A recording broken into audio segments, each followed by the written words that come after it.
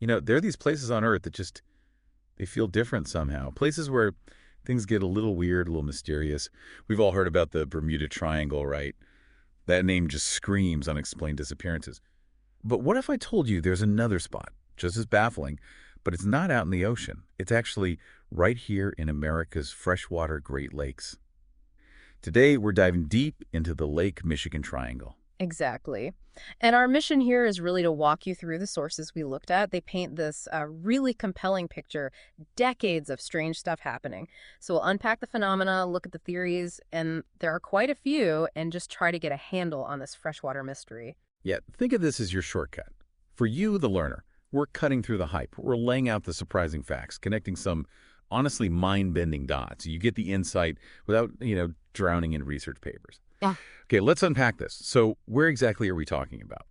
This Lake Michigan Triangle, or Michigan Triangle, it's not just some vague area. Picture it. It goes from Manitowoc, Wisconsin, across the lake to Ludington, Michigan, and then angles south to Benton Harbor. And this is all part of the Great Lakes, that huge chain of freshwater lakes up on the U.S.-Canada border. And what's really fascinating here, I think, is the sheer variety of weird things reported. It's not just one kind of event. Our sources list numerous disappearances, boats, and planes, and often, get this, in good weather, no wreckage, no trace. Then you have frequent UFO sightings reported in the area, plus stories of compasses going haywire, other unexplained technical issues, and even accounts, really strange ones, of time seeming to slow down or speed up. It's quite a mix. And when you look at the history, specific cases just jump out. These aren't just, like, rumors. They're documented events that have stumped people for ages. Mm-hmm. Let's maybe touch on a few of the big ones. Okay, so the earliest major one the sources bring up is way back in 1891, a schooner, the Thomas Hume. It sailed off, heading to pick up lumber. And that was it, just gone.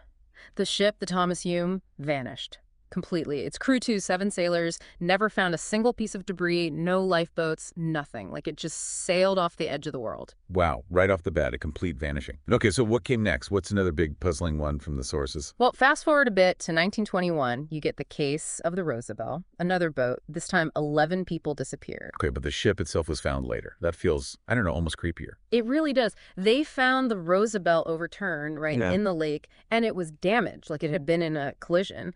But, and this is the bizarre part, no other ship reported any accident. No other wreck was found nearby. Nothing. It's like it hit something invisible, and everyone on board just vanished. That's deeply unsettling. And then there's that story, Captain George R. Donner in 1937. That one's chilling. He guided his ship through icy waters, went to his cabin, locked the door from the inside. Right, locked from the inside. And about 3 hours later, the crew needed him as they were nearing port. They knocked, no answer. Eventually, they had to break the door down. The cabin was empty. Just empty. They searched the entire ship, top to bottom. He was gone, vanished without a trace. No clues, no sign of struggle, nothing. He was never seen again. That one, it just defies logic. Yeah, that one really does give you pause. But maybe the biggest, most talked about case, certainly one of the creepiest over the lake, involved a plane. Northwest Airlines Flight 251, 1950. 58 people. Yeah, that was a huge tragedy. The plane crashed into Lake Michigan. That much seems clear. But like the ships before it, the actual plane, the wreckage, the passengers never recovered. It was, at the time, the deadliest commercial plane crash in U.S. history. And the details leading up to it are just strange. Right before it vanished off radar, the pilot radioed in. He asked to drop altitude because of a, quote, severe electrical storm with really high winds hitting the lake. Then just gone. But that's not quite the end of the story for that night, is it? No, definitely not. And here's where it gets really interesting and where the UFO theories really took hold for this one. About 2 hours after the plane's last message, 2 police officers, completely separate incident, reported seeing this weird red light just hovering over Lake Michigan. It stayed there for about 10 minutes, they said, then just blinked out, vanished. So naturally, a lot of people made the connection. Could a UFO have been involved? The timing is suggestive, to say the least. These cases are incredible, just Yeah. scratching the surface, really. And they've obviously led to some pretty out there theories trying to explain what's going on. Absolutely. And one of the more grounded, yet still mysterious theories centers on an ancient underwater structure. It was found back in 2007 by Mark Hawley. He's an underwater archaeology professor. And what he found was basically a ring of stones, maybe 40 feet across, sitting about 40 feet down on the lake bed. And the detail that just leaps out from the sources is the alignment, right? It's supposed to be incredibly similar to Stonehenge in England. That's a pretty big connection to make. It is a huge connection, and it gets even weirder. On one stone, just outside this main circle, there's a carving. And the carving looks like a mastodon, the ancient elephant relative, extinct for over 10,000 years. And what's more, the sources point out that many of the weird things in the triangle, including UFO sightings, seem to happen right over this specific spot. Okay, wow. If that wasn't strange enough, let's pivot to an even bigger idea, this notion of an off-world connection. Right. This theory brings in something called Mars Hinge. Apparently, there's a similar-looking circular stone formation spotted on Mars. You can supposedly see it on Google Mars satellite images. It's like on this mound with rings of rocks. So the idea is these things look similar, Stonehenge, this lake formation, something on Mars, maybe they're connected, like not built by humans, or at least not just by humans on Earth. That's a massive leap.